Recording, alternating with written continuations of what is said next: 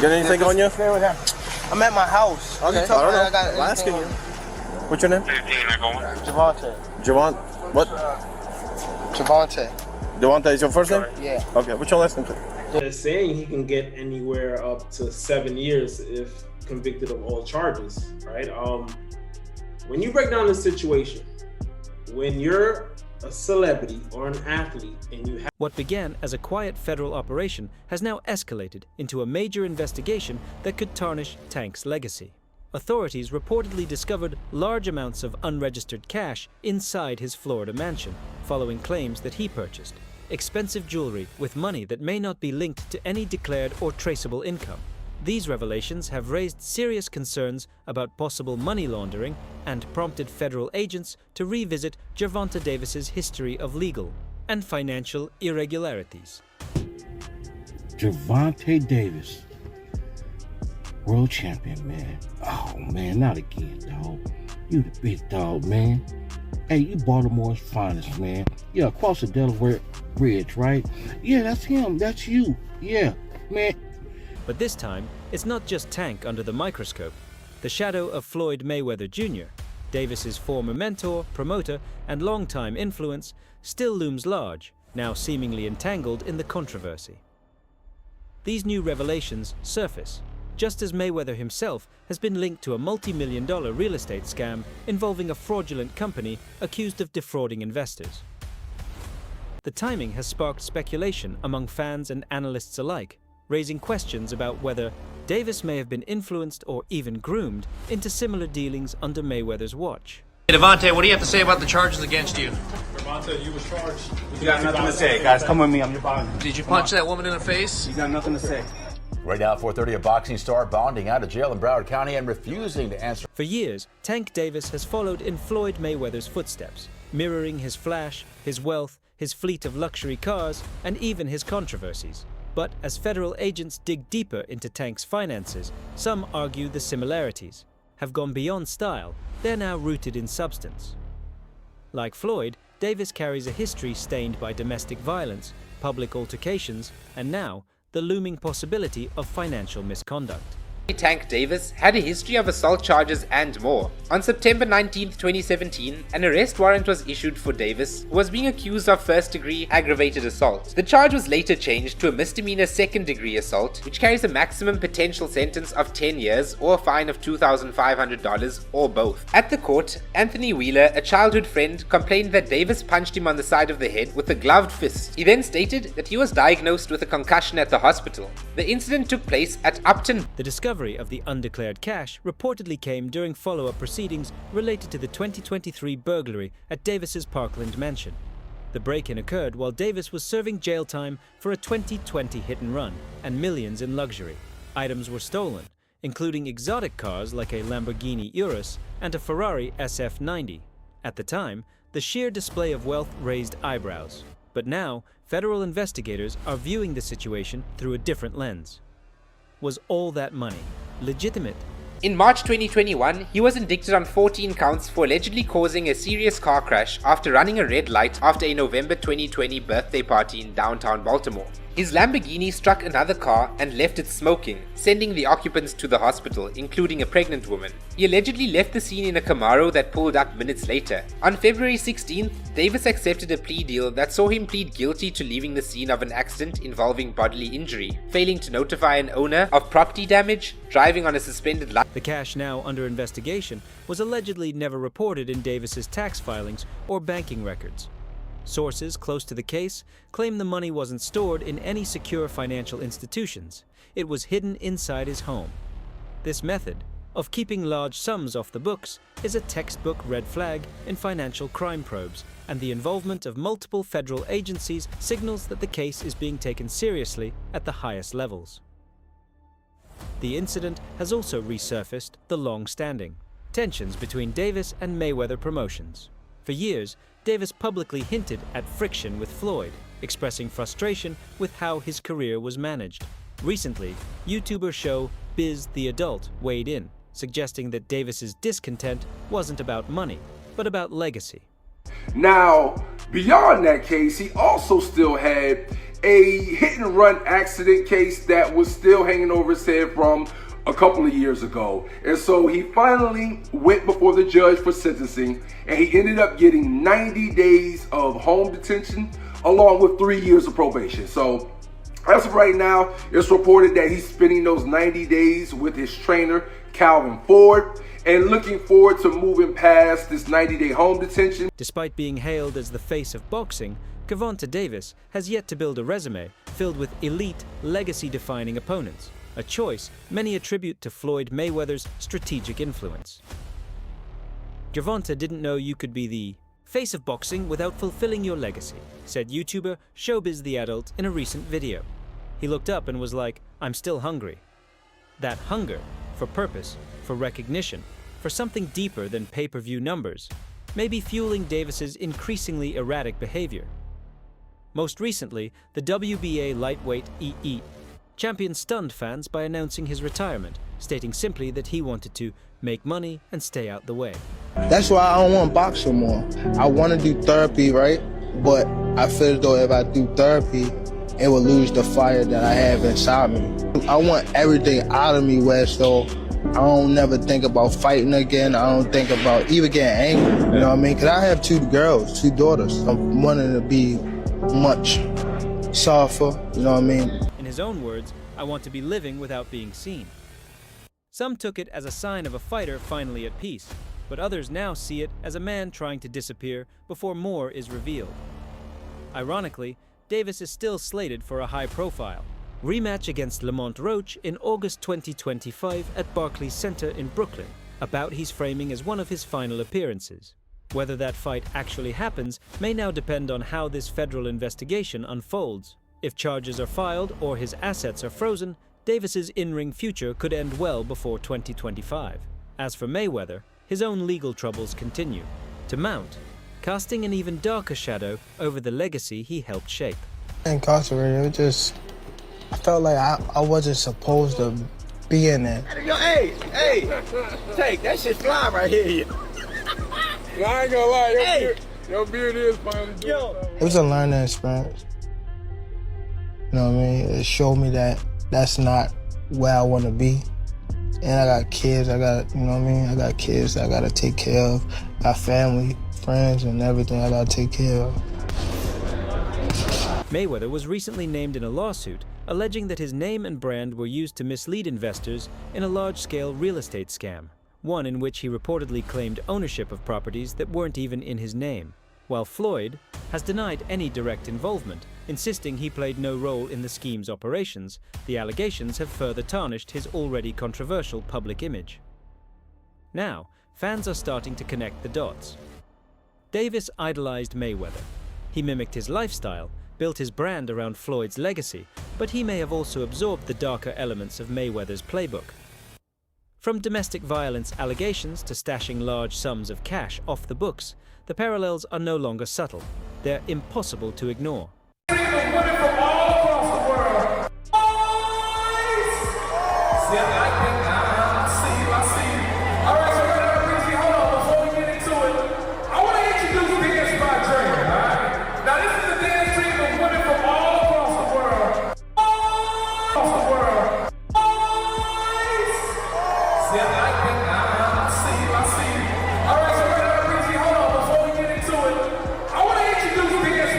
The core issue with Davis is that, at 30, he's physically in his prime, but mentally and emotionally, he appears checked out.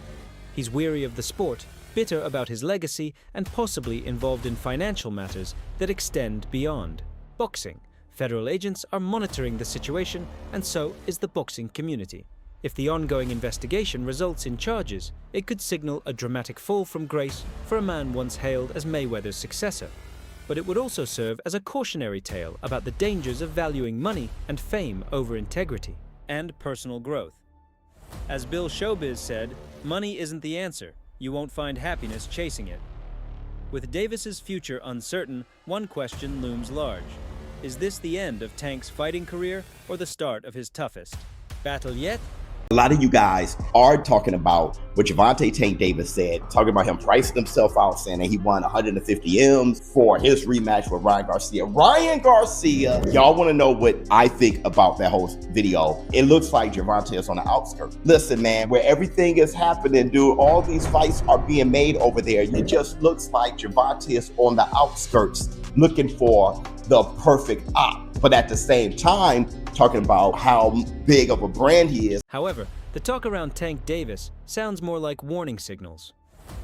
While the boxing world focused on dissecting his surprising draw against Lamont Roach, a fight many expected him to easily win, a far more complicated story was unfolding behind the scenes, and it all comes back to money. Not just the money earned inside the ring, but the kind that rarely sees the light of day, the kind that keeps lawyers ready and federal agents vigilant. Now, the narrative has taken a darker twist. Tank's push for unusual high-profile bouts, like the one against Jake Paul, wasn't just about growing his brand. It might have been a frantic attempt to turn questionable cash into clean money before the law catches up. For me, go get the money. It's right there. The bag is right there. Go get it. I will go get the money because these fights are going to always be there. These boxers are always going to be there to fight because none of them are making the type of money that you're making. Not saying they're not making the money, but they aren't making Canelo and Tank. According to multiple sources close to the boxing world, Davis has been quietly under federal investigation for months. Although no formal charges have been filed yet, the inquiries reportedly focus on money laundering, undisclosed income, and ties to criminal networks. These kinds of rumors aren't new in boxing. The sport has long existed alongside street politics and underground economies, especially for fighters who rose quickly from tough, impoverished backgrounds. But in Davis's case, it's moved beyond whispers. Insiders say his camp has been alerted that a freeze on his assets, including bank accounts, properties, and business ventures, could be imminent, depending on the results of the ongoing probes. You saying he ain't fighting for the money. You ain't saying maybe one of the promotions trying to make the most money off of Tank possible. You saying he fighting for the money. If he said he went in there 0 times and requested the big fights, obviously he don't really care about the big fights. He just want to get the money, in which he's doing a good job at. I mean, maybe he just let his team, come up with who they think should be next for him, and maybe that's why he hasn't gone in there. Because anytime we see him, hear him after a fight, well, got to sit down with Calvin. This isn't just speculation. Some observers have noticed a striking change in behavior from the Baltimore native in recent months. There's been a sudden rush to schedule fights outside his natural weight class, a shift towards spectacle matchups, instead of title-defining battles, and an increasing presence in scenes far removed from elite boxing circles. This is where Jake Paul enters the picture. On paper, a 195-pound exhibition fight between a legitimate power-punching lightweight and a YouTube star turned cruiserweight boxer doesn't add up. Tank has built his career dominating at 130 to 140 pounds, while Jake Paul fights closer to 200. The weight gap alone should have killed the fight before it ever started. I know that Gervonta is going to fight Jake Paul in November, and then we'll see what happens if there's an AJ fight. Be interested to go from Gervonta Davis to Anthony Joshua, but I don't think the Chavez fight is terrible. I think it's a smart. But it didn't. In fact, Davis's team was reportedly eager to seal the deal. Why? Because this wasn't about titles or legacy. It was about cash flow. A fight with Jake Paul guarantees millions in quick cash. Deals that often fly under the radar compared to traditional boxing promotions. It's a pay-per-view jackpot with fewer regulations and plenty of room to move money behind the scenes. The Paul fight wasn't just a chance, it was an escape route, knowing that purses from sanctioned bouts would likely be frozen or closely watched due to legal concerns. Davis aimed to use Paul's platform and the loose rules of an exhibition match to cleanly funnel money. Yeah, I mean, I'd be down. Let's run it. I'll be super down. I don't know if Gervonta needs Jake Paul. Let's be clear, right? Is there a height limit in boxing? These types of bouts often involve shell companies, cryptocurrency transfers, and international wire movements, tools Davis's team may have relied on to keep his finances flowing even if his domestic assets were frozen. But the fight never happened. Why? Because the timing was off, and the controversial draw against Lamont Roach threw a wrench into the plan. Davis needed a clean win to maintain his value and then cash in with Paul, but the draw complicated everything. By many accounts, Roach should have won the fight. Some fans and analysts believe Davis only avoided defeat thanks to friendly judging and a questionable dismissal of a knockdown in the 9th round. The controversy hurt Davis's image just as he was trying to position himself as a major draw to secure the Paul payday. One of the biggest names, obviously, Gervonta Tank Davis. 13 sellouts in a row, 3 division champion. You and him were very close to fighting. Will we see that in November? Yeah, no, we're working on it behind the scenes to make that happen, and obviously that's a fight where the fans are going to win, and it's going to be the biggest event of the year. What weight would you fight him at? We're working on it, but it'd be an exhibition most likely. Go ahead. If people want to know, can you bring Glory back to Cleveland? After that embarrassment. Behind the scenes, things were reportedly unraveling. Negotiators from Jake Paul's camp grew wary of Davis's unpredictability, both inside and outside the ring. Paul, a shrewd marketer and increasingly serious fighter, didn't want to get caught up in a legal mess or face a situation where his opponent couldn't even access his own purse because of federal restrictions. That's when the deal fell apart. What Paul described as being on the 1-yard line quietly died, accompanied by vague statements from both sides. The real reason? Too much heat, too many eyes on the money, and not enough time to make it all disappear. Me and Gervonta were scheduled to fight for sure. How real or what was to it with you and Tank actually being a thing? Was that something that was talked about? Yeah, no, it was highly talked about and in negotiations and almost ready to make happen, but he has to do his rematch with Lamont and get that W, and then we'll be able to run it back. But me and Gervonta were scheduled to fight for sure. There's also talk of Davis rushing into promotional ventures, launching side businesses, and aggressively investing in real estate. All classic signs, according to forensic accountants, of someone trying to move money quickly. The goal? Diversify income streams and position assets in ways that are harder to seize. In boxing, this kind of behavior usually signals one thing: a financial collapse or a legal storm, sometimes both. Critics argue that Tank has long been surrounded by people whose priorities didn't include his long-term legacy. From hangers-on with criminal ties to managers focused on quick profits rather than sustainable growth, Davis's inner circle has often resembled a revolving cast of risk-takers rather than a strategic team. Now, that lack of foresight may be catching up with him. We're in discussions with a lot of names: Gervonta Davis, Anthony Joshua, Badu Jack, Ryan Garcia, KSI, Tommy Fury. So there's a lot of people on the hit list, but Badu Jack excites me a lot, and I definitely want to become world champion. So going after Zerto or Badu sounds like a good game plan to me. If you had your pick of the litter, in scale of 1, 2, and 3. First is Gervonta. Second is Anthony Joshua. Even those who have stood by him professionally are starting to quietly pull away, waiting to see if any indictments will be filed or if Davis can find a way to escape the quicksand he's sinking into. The desperation is beginning to show in his public appearances as well. Lately, Davis has been erratic, shifting between bursts of bravado and awkward silence when the topic of money comes up.